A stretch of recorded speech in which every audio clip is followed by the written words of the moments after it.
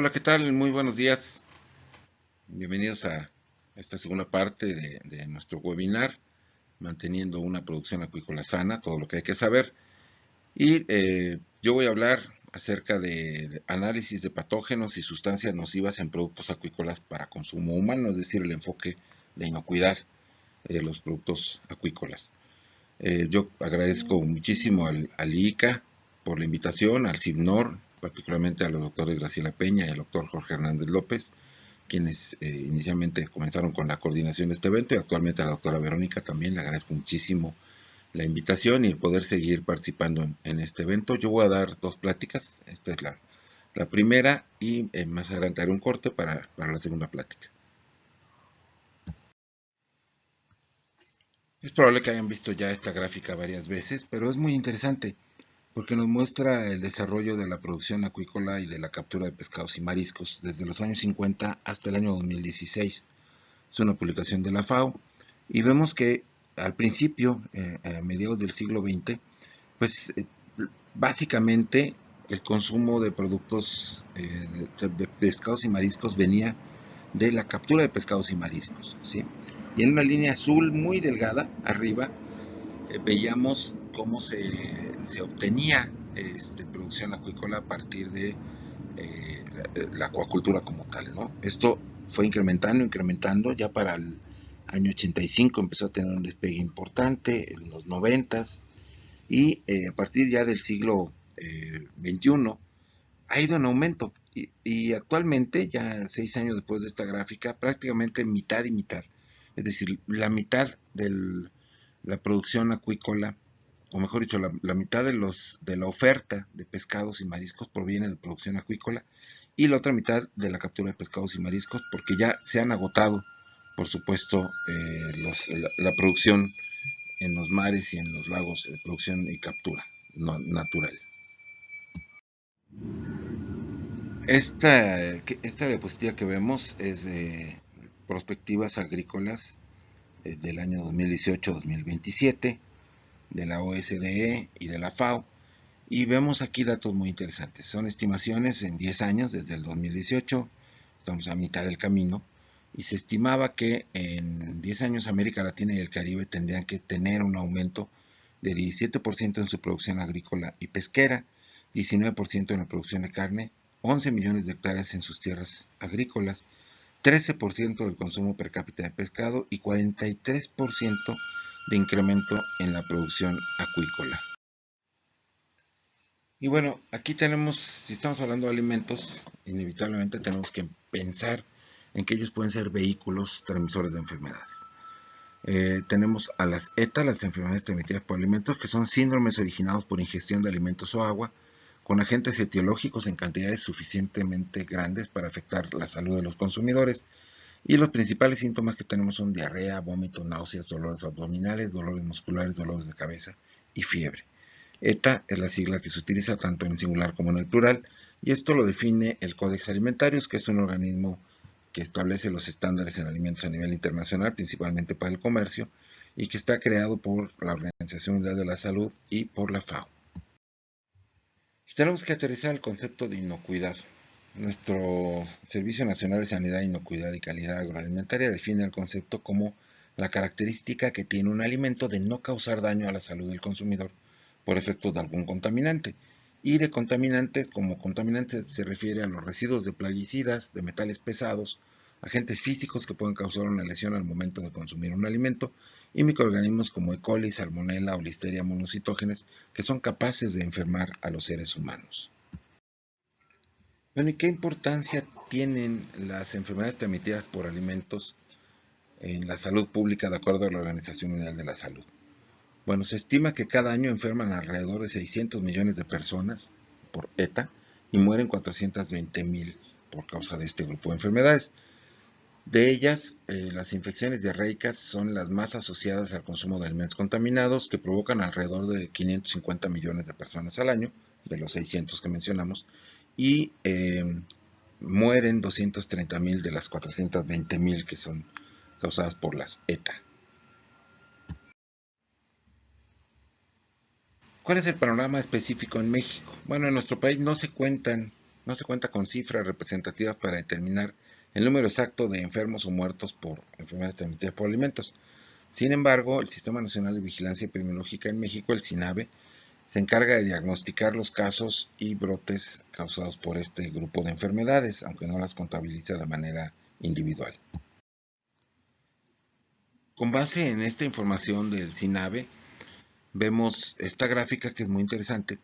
En barras color naranja vemos el número de casos nuevos de enfermedades diarreicas agudas en México en un periodo que va de 1995 a 2016.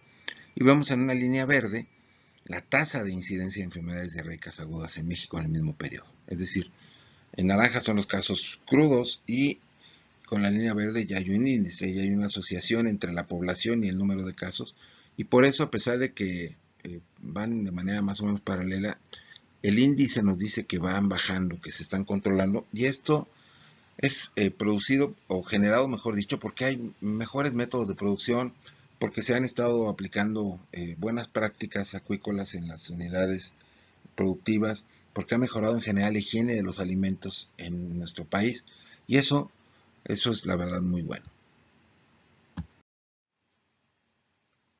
Bueno, pero ¿de qué población estamos hablando que tiene el riesgo de adquirir enfermedades o patógenos o contaminantes a partir de moluscos, mariscos o pescados en general, o crustáceos, mejor dicho? Pues la población en riesgo son todos aquellos que consumimos estos productos, pero principalmente aquellos que lo hacemos, que consumimos productos crudos. El riesgo es mucho más elevado, o vivos, porque hay algunos de estos productos que se llegan a consumir vivos, como algunos moluscos, por ejemplo. ¿Cómo ocurre esto? ¿Cómo se contaminan? Bueno, con respecto a los microorganismos, lo que ocurre es que las fuentes de contaminación al alimento pueden venir desde que el alimento no lo es, o sea, desde que el organismo está en vida, el pez, el camarón, el molusco, y esto se le llama contaminación primaria o de origen. O puede ser que en el momento en que nosotros lo cosechamos o lo capturamos, y esto se le llama contaminación secundaria o agregada. En cualquiera de los dos casos vamos a tener contaminación microbiana, la cual puede proliferar o no, y esto va a depender de factores extrínsecos al alimento o a factores intrínsecos. Dentro de los extrínsecos tenemos temperatura, atmósfera, humedad relativa, condiciones de empaque y luz. Y dentro de los factores intrínsecos o propios del alimento tenemos AW o índice de agua disponible, pH, acidez, potencial oxidorreducción, composición del alimento, o sea, proteína, grasa, etcétera, microbiota competitiva, inhibidores naturales y aditivos. Y la proliferación microbiana tiene básicamente dos efectos. Puede ser de la descomposición del alimento, su alteración, porque son microorganismos descomponedores, o en el peor escenario tenemos organismos, esta proliferación microbiana se trata de patógenos que pueden ocasionar daño al consumidor directo, porque ellos tienen la capacidad de invadir, o por las toxinas que ellos pueden producir en los alimentos. Y bueno, desde el punto de vista de los microorganismos, los que pueden afectar, principalmente en el caso de las bacterias, causando infecciones, son infecciones por Vibrio vulnificus, cólera, enteritis por Plesiomonas, fiebre tifoidea y paratifoidea o gastroenteritis por Vibrio parahemolíticos. El cólera tuvimos nosotros una epidemia muy importante a finales de los años 80 y principios de los 90, que por fortuna fue controlada. Se transmitía básicamente por el consumo de estos pescados y mariscos o de agua contaminada, y hemos tenido brotes como uno que ocurrió alrededor del 2013 por consecuencia de la presencia combinada de dos huracanes en las costas del Pacífico y del Golfo, y que afectó principalmente a la zona de la Huasteca, San Luis Potosí, Puebla, Hidalgo y Veracruz, teniendo un número de casos muy importante, pero es temporal, no es propiamente un problema endémico de nuestro país. Otras infecciones bacterianas pueden ser producidas, por ejemplo, por Yersinia. Tenemos yersiniosis, listeriosis, gastroenteritis por E. coli patógena, shigellosis y diarreas por aeromonas, que son solamente algunas de las, digamos, más importantes que existen. Pero también estos productos, pescados y mariscos, pueden ser vehículos de infecciones virales, tales como el virus Norwalk, la hepatitis tipo A y otros virus pequeños que, si bien no afectan a los peces, a los crustáceos y a los moluscos en vida, sí ellos pueden vehiculizar por estar en aguas contaminadas o por manipulación de personas que están infectadas con algunos de ellos. Pueden llegar a ser vehículos de estas enfermedades. Con respecto a la contaminación primaria, es decir, aquellos patógenos que pueden venir desde la vida de los animales, pues tenemos los parásitos, son los que tienen más importancia. Y tenemos paragonimiasis, clonorquiasis, opistorquiasis, anisakiasis y difilobotriasis.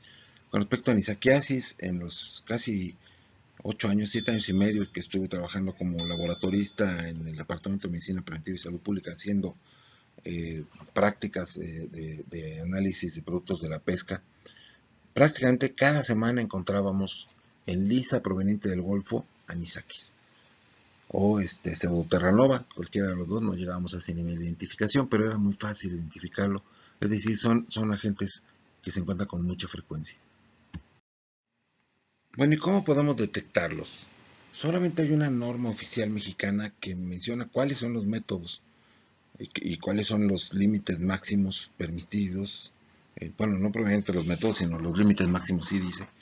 Y por ejemplo, para coliformes fecales y o E. coli, en pescados y crustáceos es 400 como número más probable por gramo, moluscos bivalvos 230 número más probable por 100 gramos de carne y líquido intervalvar, moluscos cefalópodos 230 como número más probable por cada 100 gramos de carne, vibrio cólera en moluscos bivalvos y en pescados debe estar ausente en 50 gramos, salmonella en todas las especies, ausente en 25 gramos, vibrio parahemolíticos en moluscos bivalvos y crustáceos 10.000 como número más probable por gramo, vibrio vulnificus en moluscos bivalvos, ausente en 50 gramos, y listeria monocitógenes en todas las especies, ausente en 25 gramos. Listeria es de los patógenos más importantes en productos refrigerados. Esta misma norma, la norma oficial mexicana 242 SSA1 de 2009, productos y servicios, productos de la pesca frescos, refrigerados, congelados y procesados, especificaciones sanitarias y métodos de prueba, establece también como límite máximo 2 unidades, 2 parásitos por kilogramo. Y les decía yo que, por ejemplo, en el caso de lisa y algunos otros productos, pues casi siempre vamos a encontrar anisáquidos o algunos otros parásitos, sobre todo no en producto de acuicultura, sino principalmente en producto de captura de ciertas zonas que son endémicas, y esto es muy importante. Bueno, tenemos también las intoxicaciones alimentarias, que son un tipo de ETA ocasionada por la ingestión de un alimento en el que se encuentre una toxina preformada o un tóxico. Y como toxinas preformadas tenemos aquellas que son producidas por microorganismos, por plantas o animales. Y para nosotros, bueno, están las micotoxinas, las toxinas bacterianas, pero son quizás las más importantes las ficotoxinas y las ictiotoxinas, que son a las que nos vamos a enfocar. Y con respecto a tóxicos, pues la presencia de plaguicidas, metales pesados y fármacos que, bueno, pueden ser contaminantes tanto en vida como en el transcurso de la comercialización o manipulación de los productos, pero que son también muy importantes fuentes de contaminación.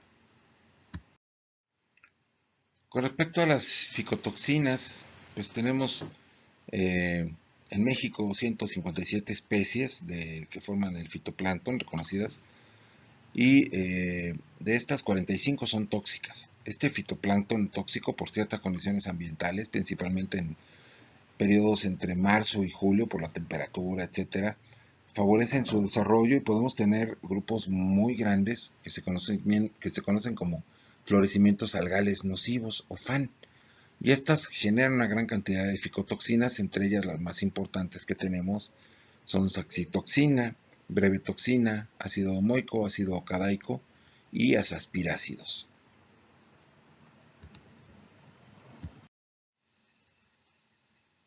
Y tenemos también las ictiotoxinas, que son toxinas que proceden del pescado, ya sea que el propio organismo las produce como un mecanismo de defensa para no ser consumido por sus depredadores, o bien porque a veces se desarrollan, como en el caso de la escombrotoxina, por condiciones de manejo inadecuado, por una falta de una temperatura de refrigeración que permite que pues haya una producción de sustancias dañinas, de una transformación, digamos, por parte de los microorganismos.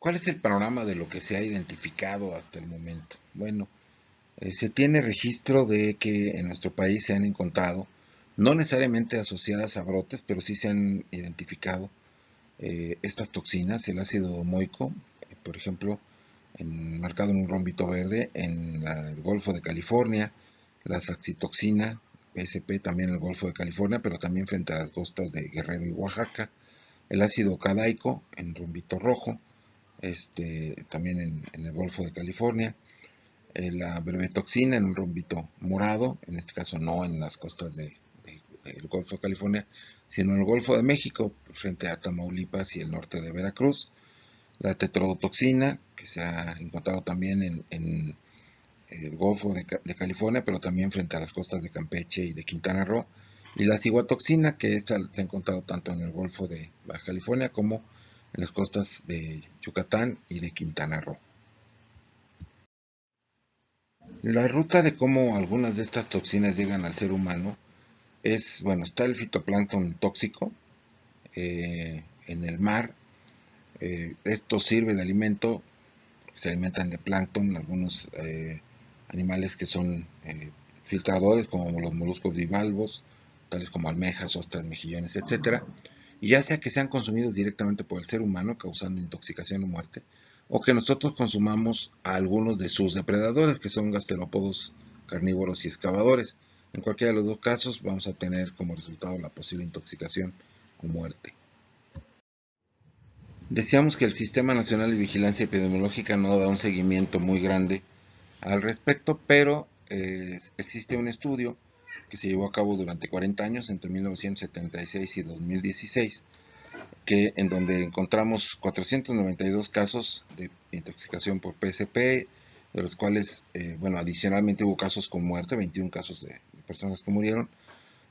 Ciguatera, 462 casos sin muerte y 2 muertos.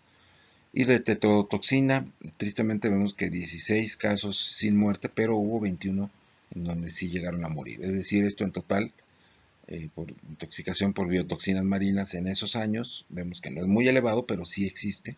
1014 casos de personas intoxicadas que sobrevivieron y 44 que no lograron sobrevivir. Finalmente, de los metales pesados, el más importante es el mercurio, que lo encontramos tanto en aguas dulces como en aguas saladas. Lo detectamos hace algunos años cuando estuve trabajando en Senacica, en el lago de Chapala. Y por supuesto, sobre todo pescados, grandes pescados, como el atún o el pez espada, etcétera, que encabezan las cadenas alimenticias, absorben, o mejor dicho, retienen o van acumulando, mejor dicho, el metilmercurio, que es se arroja el mercurio al agua como un desecho industrial. Las bacterias lo hacen orgánico, transformándolo en metilmercurio. A partir de ahí ya se puede quedar en los seres vivos, en los peces predadores, en la cadena alimenticia. Y cuando el ser humano se intoxica con este metal, puede tener pues, síntomas neurológicos como encefalopatía grave, parestesia, incoordinación motora, debilidad, espasticidad, ceguera, sordera, coma y muerte. Y si hay exposición durante el embarazo, puede haber en el producto parálisis cerebral grave, retraso del desarrollo, ceguera, sordera y espasticidad. Bueno, la norma 242 nos dice cuáles son los métodos de análisis en alimentos para toxinas y tóxicos. En el caso de toxina paralizante, el bioensayo en ratón, la toxina amnésica HPLC, toxina diarreica, tenemos bioensayo en ratón, en donde se va a hacer espectrometría de masas por cromatografía líquida. Para ciguatoxina, bioensayo en ratón, para la escombrotoxina, que es la histamina, que se produce a partir de la histidina que tienen estos pescados cuando no son mantenidos en refrigeración a 4 grados centígrados o menos, y se identifica mediante cromatografía de capa fina, y el metilmercurio a través de espectrometría de absorción atómica. Son los métodos oficiales para su detección. Bueno, ya vimos los métodos y para algunas sustancias como arsénico total en crustáceos y moluscos vivos, el límite máximo es de 80 miligramos por kilogramo. Para cadmio, moluscos, en moluscos y otras especies, para moluscos 2 miligramos por kilogramo, para otras especies 0.5 miligramos por kilogramo. Metilmercurio, pescados como atún, marlín, mero, bonito y otras, para los primeros 1 miligramo por kilogramo y para otras 0.5 miligramos por kilogramo. Plomo, pescados y crustáceos 0.5 miligramos por kilogramo y moluscos 1 miligramo por kilogramo. Y para la histamina, el límite máximo es de 100 miligramos por kilogramo. Bueno, y para las toxinas, toxina amnésica de moluscos, 20 miligramos por kilogramo de carne. Toxina neurotóxica de moluscos, 20 unidades de ratón por 100 gramos. Toxina paralizante de moluscos, 800 miligramos por cada kilogramo de carne. Toxina diarreica de moluscos, bioensayo en ratón, 160 miligramos por kilogramo. Y toxina ciguatera o ciguatoxina para peces de zonas tropicales y subtropicales, 2.5 unidades de ratón por cada 100 gramos de producto. Bueno, este sería el final de la primera plática. Les dejo aquí mis correos, los vuelvo a poner ahorita al final. Son J de Jorge, F de Francisco, M de Monroy, L de López, @unam.mx, es mi correo institucional. Y mi correo no institucional, el privado, digamos, es Monroy con una sola R, puras minúsculas, como mi apellido, pero con puras minúsculas, 1959, que es el año de la cosecha, @gmail.com. Y pues vamos a comenzar con la siguiente plática. Muchas gracias. Bien, esta ya es la última presentación. Es dentro del mismo webinar, manteniendo una producción acuícola sana, todo lo que hay que saber. Y vamos a hablar de muestreo, manejo, conservación y envío de muestras para análisis. Bueno, si estamos haciendo un muestreo con fines epidemiológicos, probablemente tendremos ya algún tamaño de muestra que puede ser para cálculo de prevalencia de una enfermedad o para presencia o ausencia. Pero al margen de esto, ¿cómo vamos a tomar la muestra? Bueno, antes de tomar una muestra en cualquier especie, lo que tenemos que hacer es establecer una metodología diagnóstica, porque lo que queremos hacer al tomar una muestra es contar con un diagnóstico. Entonces necesitamos saber si hay expedientes, si existe una historia clínica, es decir, un detalle que nos diga cómo se presentó la sintomatología o la signología, mejor dicho, del problema en la unidad productiva. La anamnesis, que es justamente ese relato que nos hace el encargado o responsable de los animales, diciéndonos pues que a partir de tal día empezó a notar que había cambios de comportamiento, que consumían menos alimento, o que los veía menos, o que había algo anormal, ¿sí? Si existen animales enfermos, pues tendremos que tomar muestras de los animales enfermos. Y también tendremos que considerar aplicar eutanasia, es decir, matar a algunos de los animales, por supuesto siguiendo todos lo que está referido para bienestar animal, es decir, tener una muerte sin dolor. Y esto en el caso de los animales acuáticos, pues normalmente se puede obtener a partir de bajar la temperatura, tener temperaturas muy bajas, que eso prácticamente anestesia o duerme a la mayor parte de los animales acuáticos. O podemos utilizar sustancias como el aceite de clavo, por ejemplo, que nos sirve como un muy buen método de insensibilización y de eutanasia. Si ya tenemos animales muertos, pues podemos hacer entonces la necropsia, que ahorita vamos a platicar cómo se hace. Y vamos a tomar muestras dependiendo de qué es lo que encontramos y hacia dónde vamos orientados. Es decir, podemos tomar muestras, por ejemplo, para patología, o muestras para bacteriología, o para virología, o para toxicología. Aquí están los laboratorios, puede ser patología, bacteriología, micología, toxicología, serología, virología o parasitología, con el fin de integrar un diagnóstico final a partir de los resultados que nosotros hayamos obtenido. Y tenemos que hacer también adicionalmente una inspección de cómo se encuentran los animales vivos o las instalaciones para ver si encontramos algún factor que nos pueda orientar. Es decir, el diagnóstico tiene que ser integral, no solamente tomar una muestra, mandarla al laboratorio y ya. Algunos de los factores que se deben tomar en cuenta durante el muestreo de los animales acuáticos es que se debe de acompañar la muestra con información básica relacionada con el nombre del propietario, de la unidad de producción, la dirección y la ubicación geográfica, si es posible, de esta unidad de producción, así como datos de contacto como el teléfono o el correo electrónico. La especie, raza en su caso y edad de los animales que estén involucrados, por la población animal total, el número de individuos que hay, así como las tasas de morbilidad, es decir, qué porcentaje de enfermos, las tasas de mortalidad, qué porcentaje de individuos muertos hubo en la unidad productiva, e información básica sobre el curso de la enfermedad, su inicio, su desarrollo hasta el momento en el que estamos tomando la muestra. Alguna de la información que debemos utilizar o también complementar, mejor dicho, con el envío de las muestras es la relacionada con la signología clínica, la sintomatología que se identificó en la unidad productiva, si es que se aplicaron vacunas o desparasitaciones o cualquier manejo previo, qué enfermedades se han presentado, qué tratamientos se han aplicado, incluyendo, por supuesto, fármacos, antibióticos, qué dosis, qué duración o cualquier otra sustancia, alimentación y manejo, como son diagnósticos presuntivos, la prueba diagnóstica solicitada. ¿Por qué? Estos dos últimos son muy importantes porque eso orienta a la persona en el laboratorio que va a llevar a cabo el resto del diagnóstico. Y ya los laboratorios cuentan con algunos formatos que es importante, pues que considerando el laboratorio el que se van a mandar, pues que ese formato sea el que se llene, el de cada laboratorio.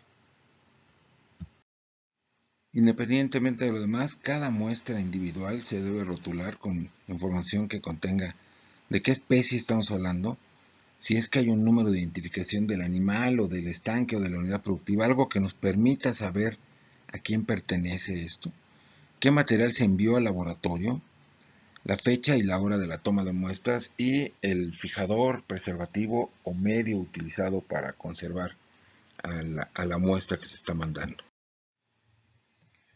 Si uno mismo va a trabajar la muestra, pues dependiendo también de cuál es el tipo de muestra que se va a llevar a cabo, el tipo de estudio que se va a llevar a cabo, pues va a ser el equipo que se requiera. Pero por lo pronto, para patología, en el caso de que tengamos a los organismos y vayamos a hacer necropsias o a tomar muestras de estos organismos, pues el equipo básico que se requiere son cuchillos, tijeras, en su caso hachas, chairas, que son afiladoras, afiladores de los cuchillos y de tijeras y demás, y las tijeras. El instrumental que se puede llegar a tener es el costotomo, pero es para especies muy grandes en donde se quieren cortar las costillas, pinzas, sierra, bisturí, cucharón y pues una cámara fotográfica que nos ayuda a documentar lo que nosotros estamos encontrando.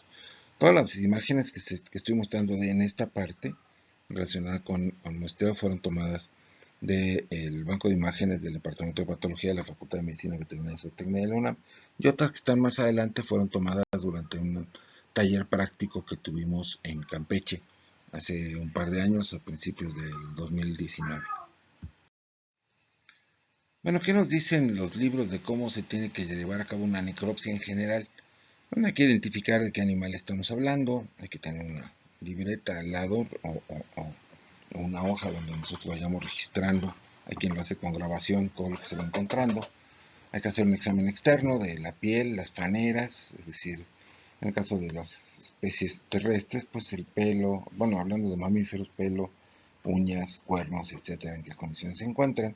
En el caso de los peces, pues más bien estamos hablando de escamas o de exoesqueleto en su caso, etcétera. Cómo están las mucosas, la cavidad oral. Hacer una incisión primaria y observar el desprendimiento de la piel, observación de tejido subcutáneo y los músculos, abrir la cavidad torácica y hacer una observación in situ de la cavidad y los órganos.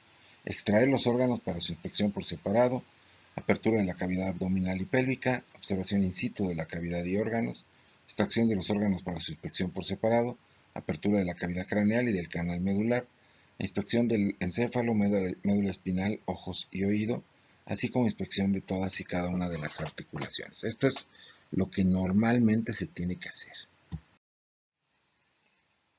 Ahora bien, en el caso de peces, lo que se hace más bien es una inspección externa, donde se evalúa externamente a cada organismo, considerando pues su integridad, la condición de las aletas, de la piel, de las escamas, del opérculo, de la cavidad oral, de los ojos, del poro anal, hacer una biometría del organismo, es decir, medimos su longitud total, parcial, el ancho y el peso, y de ser posible tomamos un frotis del mucus de la piel y hacemos una observación si tenemos directamente de un microscopio óptico. E internamente, pues vamos a hacer un corte desde el poro anal hacia la insección branquial para exponer la cavidad celómica. Evaluamos la condición de los órganos internos in situ, disecamos los órganos como branquias, intestino, músculo e hígado, y las muestras se colocan en cajas de Petri para su posterior observación al microscopio electrónico.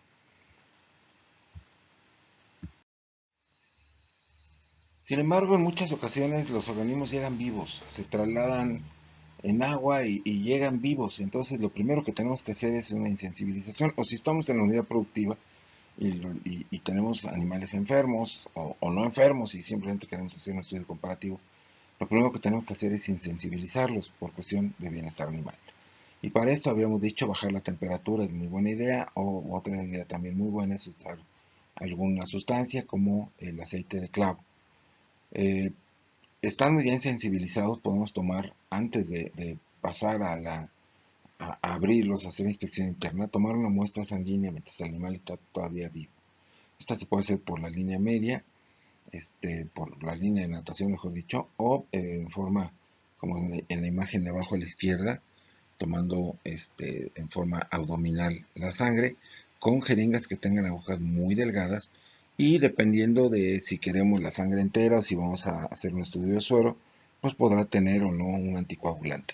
De esta muestra, así como habíamos dicho anteriormente, podemos hacer del frotis, del mucus de la piel, podemos hacer una observación directa en el microscopio y, por ejemplo, en este caso, más adelante lo vemos con más detalle, pero podemos encontrar, por ejemplo, un hemoparásito, es decir, hacemos por observación, podemos encontrar un parásito directamente en la sangre de los peces.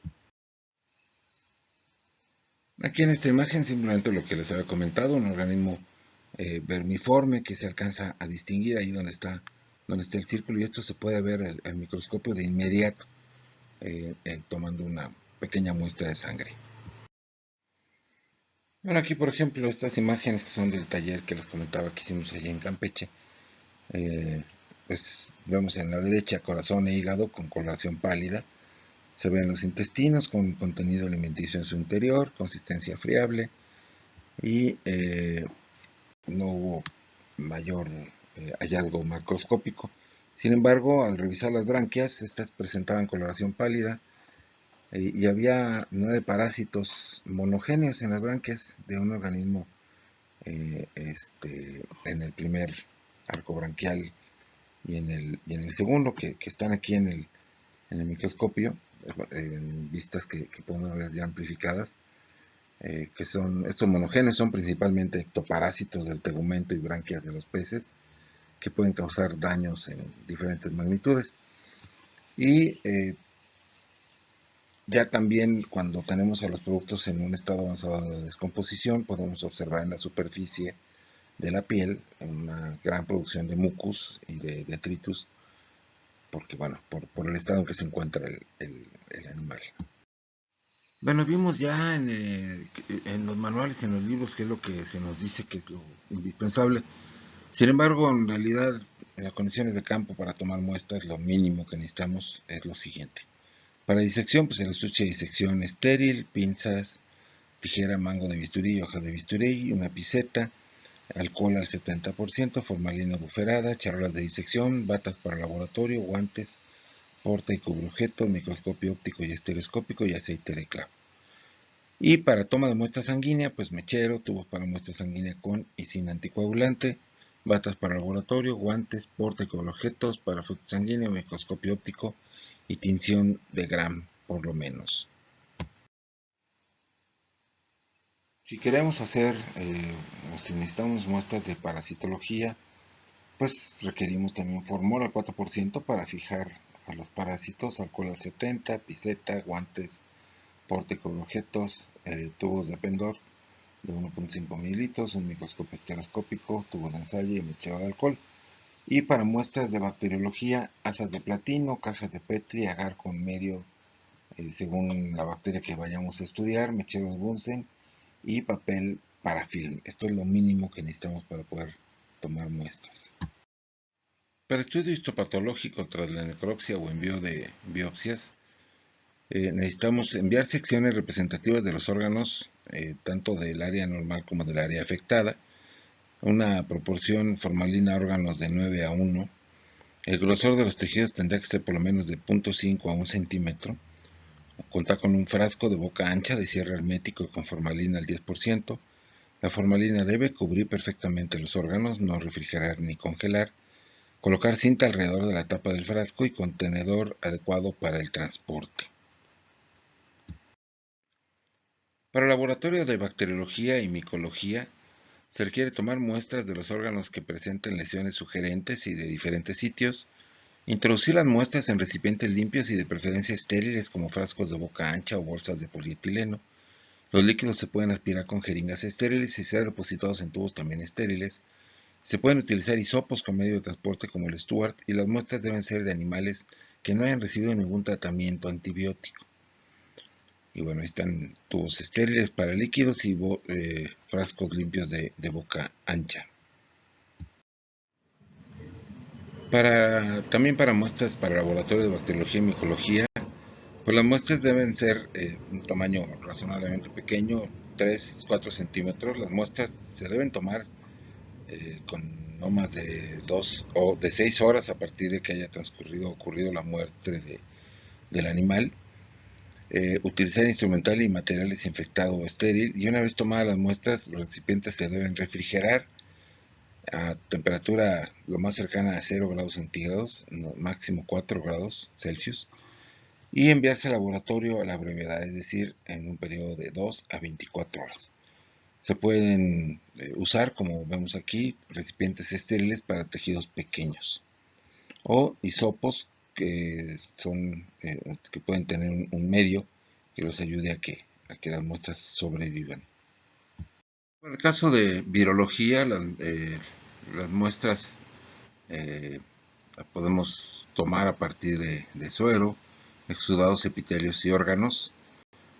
Y bueno, hay una serie de pruebas que se pueden utilizar como inmunofluorescencia, aislamiento viral, biología molecular, microscopía electrónica cuando existe, etcétera, ¿no? Pero va a depender. La verdad es que para el caso de envío de muestras en enfermedades de los peces, los manuales de Senacica, les comparto el enlace, recomiendan realmente mandar organismos completos, ¿no? Y establecen un número mínimo de organismos que se tienen que mandar y en qué condiciones. Les voy a anexar el enlace para estos manuales, son muy breves, de 5 o 6 páginas. Pero bueno, sobre todo considerando enfermedades que son exóticas o que pueden poner en riesgo la salud de las diferentes especies de organismos o de animales acuáticos de nuestro país. Entonces, bueno, en ese caso, pues sí hay que ser muy cuidadoso para no diseminar una enfermedad y para no provocar un problema mayor del que ya se tenga. Y bueno, ahora sí, esto sería todo. De nuevo les comparto mi correo electrónico, el institucional, que son mis iniciales, J de Jorge, F de Francisco, M de Monroy, L de López, @unam.mx, y el no institucional, que es el privado, donde si hubiera alguna duda que no sea aclarada el día de hoy, pues con toda confianza me pueden mandar un correo a cualquiera de los dos. En el segundo caso es mi apellido, ya lo dije en puras minúsculas, monroy1959@gmail.com. Quedo a sus órdenes, espero haber satisfecho las expectativas y pues creo que pasamos ahora a la sesión de preguntas. Tanto Enrique como su servidor estamos aquí atentos para resolver las posibles dudas que ustedes pudieran tener y tratar de hacerlo de la mejor manera. Les agradezco muchísimo por su atención y bueno, aquí estamos para preguntar. Muchas gracias.